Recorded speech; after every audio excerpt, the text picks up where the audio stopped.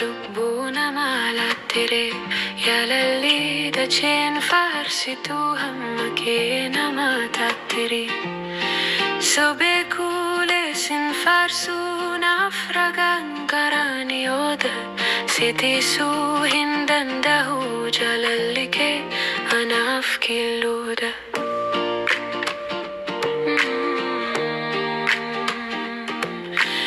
Osoo dacheen baruulee ta'e galaanni akka waraqaa Waa'een kee himamee hin dhumu harallee ati waaqa Dubbi kee tokkoon martee kan dachee abuurtifattu Dhugumaa ati waaqa kan barbaran jiraattu Badii karaa addaamee abaarsa sanyii fiksi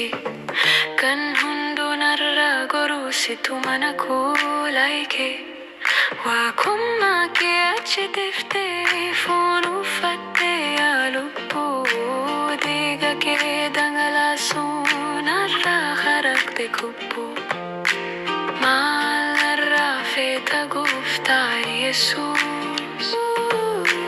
Maal narraa feeta gooftaa Yesuus Maal godhin si gammachiisa Ani seenimma koo beekamtii koo si fandiisa Narraan fagaatiin akka ilmoo guchii qofaan danda'u Eenyuttus nan amaniin eenyus yoo ta'e hamma keenan gahu Jaalalli kee inni dirqama lubbuun fannotti ol baate